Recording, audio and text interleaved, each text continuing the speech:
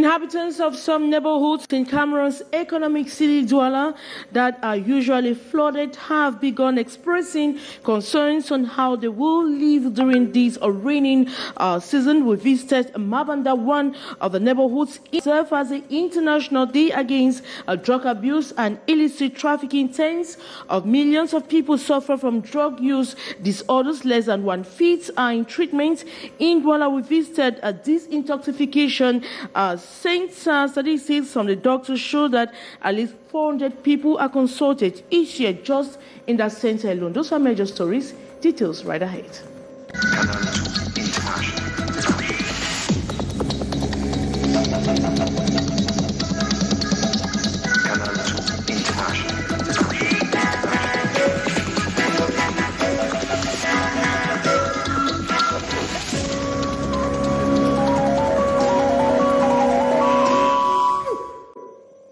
Good evening once more. The Cameroon Bar Association has sealed the office of a lawyer accused of operating in illegality in Cameroon's economic city Douala. According to the Bar Association, this is just the beginning of a crackdown on individuals who illegally practice a profession in Cameroon.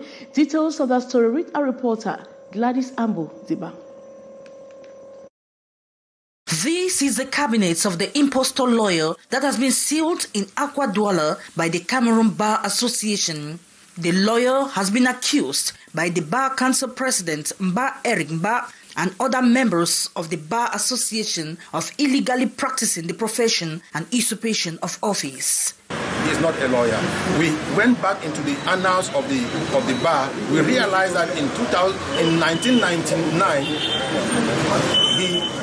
he applied, he purported that he was a lawyer from Niger, because our law provides that a Cameroonian from a foreign bar can apply and he'll be admitted to practice in Cameroon. So he applied, and he could not prove the authenticity of his degree. He could equally not prove that he was a lawyer inscribed on the bar in Niger. So his application was rejected. According to the Cameroon Bar Association's president, Sowen reapplied between 2005 and 2006, and he was again rejected, but he went ahead to open an office. The investigations will carry on, and he will be called upon to respond to the law. But eventually what will be done is that we will seize the Procureur General, that they should be able to take steps. The accused lawyer, Sowen Nel Sylvester Brazza, claimed he is a victim of blackmail and score settling after he won a case against a member of the Cameroon Bar Association at the Supreme Court. J'ai gagné au tribunal de grande instance du Mongo à Konsamba. I won a case at the Mongo High Court in Konsamba and also at the level of the Appeals Court, and another in January 2023. The members of the Bar Association, instead of sitting at the table to negotiate, they rather opted for defamation. Ils ont pris la voie de la diffamation. According to the Cameroon Bar Association, this is the beginning of war against impostor lawyers in Cameroon. Many inhabitants in the city of Yaoundé are completely lost on what the weather holds for them. Today they are living in between a cold and a hot, that is rain in the morning, sun in the afternoon, and cold in the evening, or the other way around. But how are they coping with these climatic conditions? A question we put to the population in that part of the country. Our reporter Beatrice Ngamu has the rest of the story. Yaoundé woke up with rain at 7 a.m. this morning. Heavy clothing, pullovers, caps, coats, jackets, scarves, and others. The dress code of the time, mode to stay protected and warm. On change le mode vestimentaire et du coup à midi il fait chaud et puis on enlève le pull, c'est un peu ça. Tu sors toujours en pull et conseille toujours aux citoyens de s'habiller au chaud. Donc on s'adapte par rapport à l'environnement et nous sommes obligés. Yesterday, for example, Yaoundé was between cold, sun and cold. Saturday was the same, cold, sun and fresh. Difficult and challenging time. Ça ne donne pas pour moi. C'est pas facile, hein, c'est pas facile. Quand il y a l'atmosphère comme ça, là, on va supporter. Because many say it's due to climate change, with consequences on the population, especially the intense cold. Ce changement de temps, il y a des maladies, il y a des inconforts, mais porter le pull vert comme je suis en veste là, c'est pour éviter la maladie. Trop de fois, ça donne la toux, le palu. and catarrh, cold like fever. There are many different cases in hospitals. Le climat ne peut plus revenir comme c'était avant. Efforts to safeguard our environment, especially the forest, to help reduce these confusing climatic conditions, many think, so the population can be sure of what the climate holds for them at any given season. And inhabitants of some neighborhoods in Cameroon, economic city Douala that are usually flooded, have expressed concerns on how they will live during this rainy season. A team of reporters visited Mabanda neighborhoods in Douala for division flooded or reputed by floods. More in the following story. The state of the inter-urban bus at the roadside terrace, it was a violent clash with the truck transporting cartons of soap. The consequences, 4 persons perished on the spot, leaving many others seriously injured. The accident occurred during the weekend on the highway number 4, Yaoundé-Bafoussam, precisely at a place called Bindik, Ebebda district, Leke division of the Central region. Information at the spot says the inter-urban bus made a bad overtake in the 3rd position and the worst happened. The inhabitants of that village, upon hearing the sound, rushed to the scene. Their testimonies to what they saw. And from the trace on the road, it is the bus that went towards the truck. The truck tried to avoid it, and alas. The motorboy of the truck told us it was an overtake. The corpses were unrecognizable. We could not identify their exact number of persons as all were mixed up. Since I was born, I have never seen this kind. When I heard the sound, I asked the children, and they said it's an accident. We rushed to the road. We arrived and found corpses scattered on the road. No one was on the spot when the accident occurred. It is from the noise that people started coming. Administrative authorities, accompanied by the firefighter squad, arrived at the accident scene. The wounded were transported to the Yaoundé Central Hospital and the corpses to the Obala District Hospital. The firemen washing the road off the abundant blood and whatever remains of the sad accident. The truck that ended course in this nearby bush is also being emptied of its content. Cartons of soap, sure for another truck. That was rather a report by Beatrice Ngamo on an accident that occurred on National Road on number 4 between Yaoundé and Bafoussam. And today, June 26 is being observed as the International Day Against Drug Abuse and Illicit Trafficking. Tens of millions of people suffer from drug use disorders. Less than 1/5 are in treatment. In Cameroon's economic city, Douala, we visited this intoxication center. Statistics from doctors show that at least consult 400 people yearly, and the number keeps increasing. Thus, the gravity of the problem. More in the following story.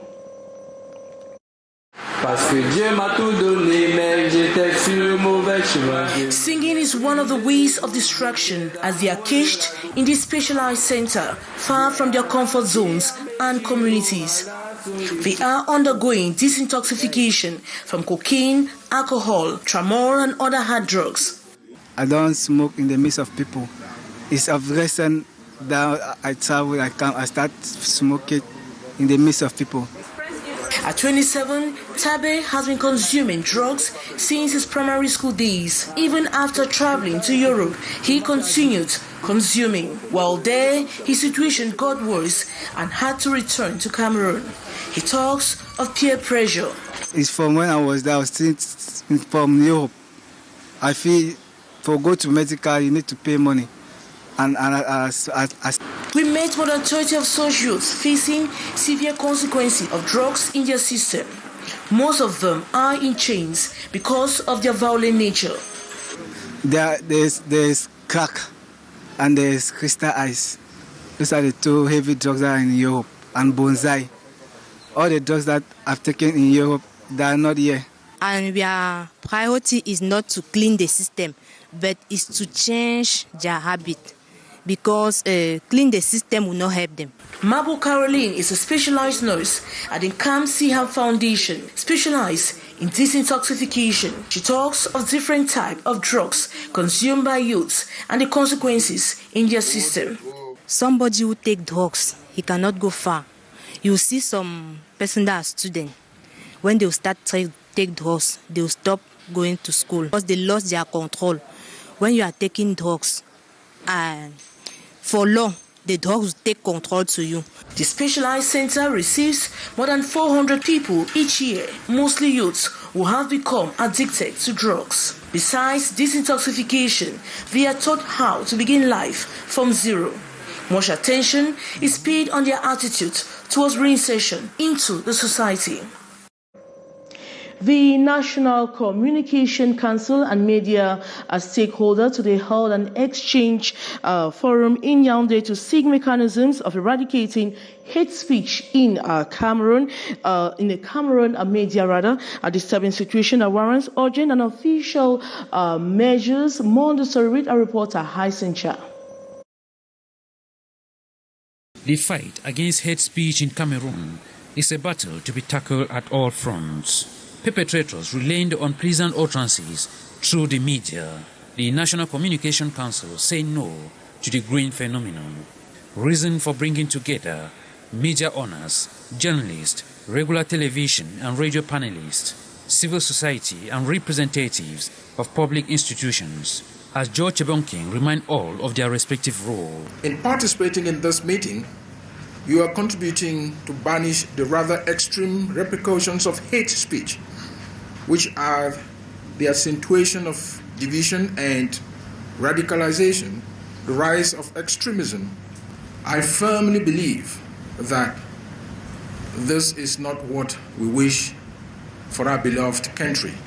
Opening the forum in Yaoundé this June 26th, the Minister of Communication, René Emmanuel Sadi, flanked by the Minister of Post and Telecommunication, Minette Libon Liliking, called on the responsibility of all Cameroonians to put a stop on the disturbing situation, damaging the unity and national integration of the country.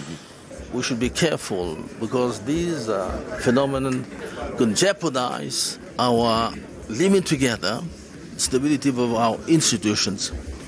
And I think that I'm glad today to see that a lot of our compatriots, Cameroonians,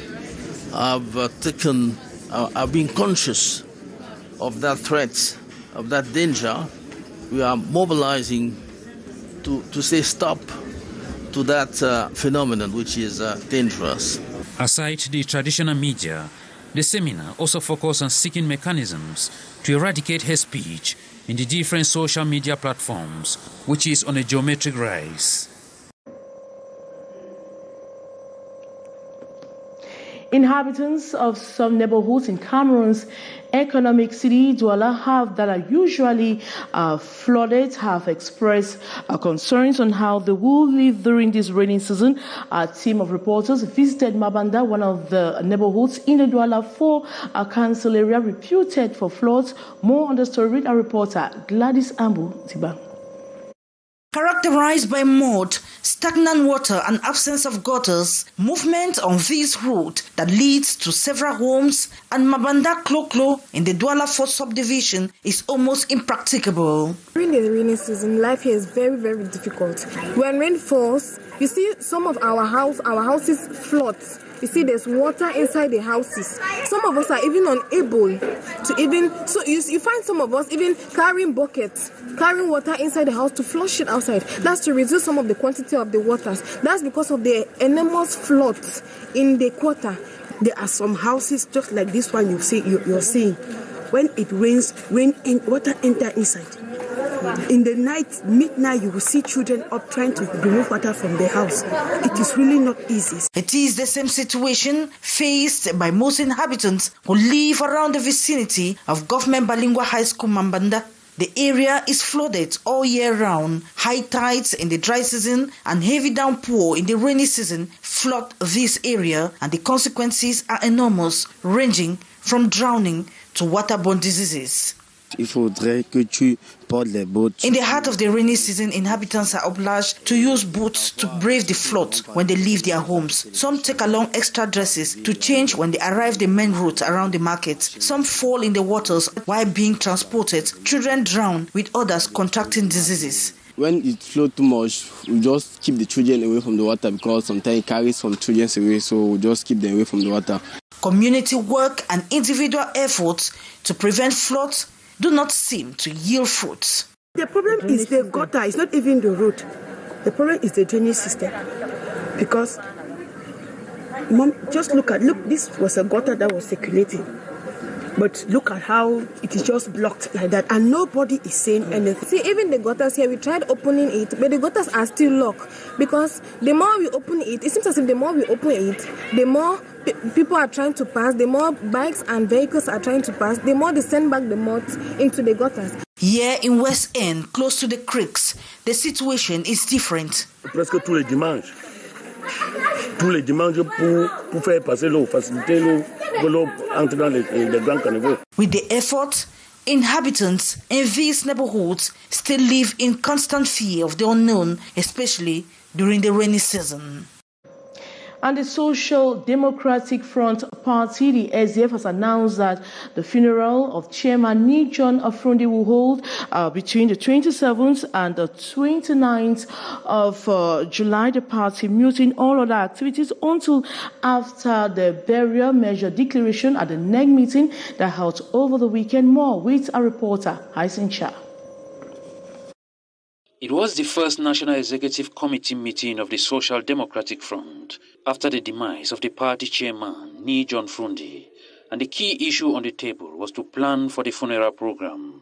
It was essentially around the death of our national chairman, which is a very, very big preoccupation for all of us at the National Executive Committee. It will start on the 27th of July, Thursday the 27th of July, at the Yaoundé Multisports Complex, the Paposi, where we'll have a ecumenical service and then go to his residence in Kolfulu.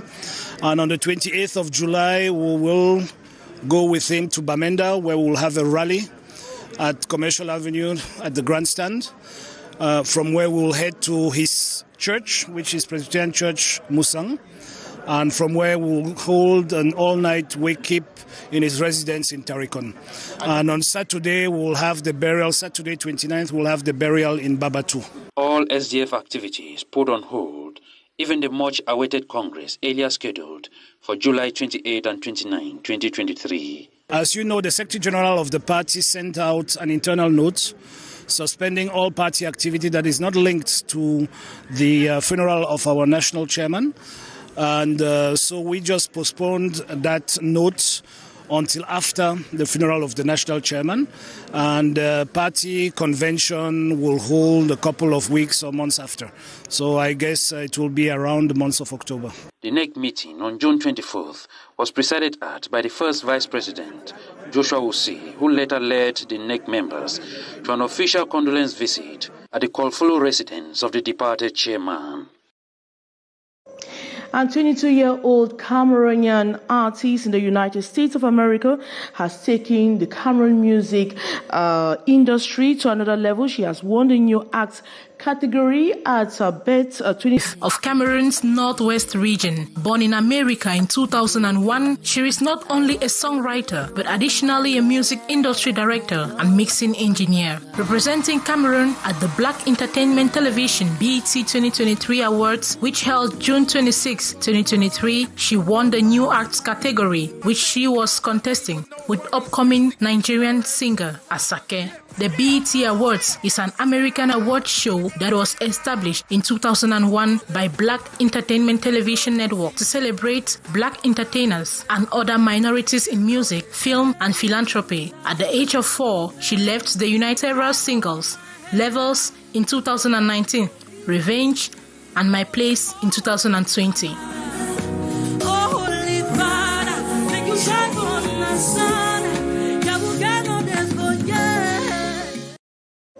And that report by Saleh Sharifa brings us to the end of this edition of the Primetime Newscast in the English language on Canal International. Thanks so much for watching. But coming up next is the brief with Mathieu Fangwa. So we'll be back same time tomorrow. Good night.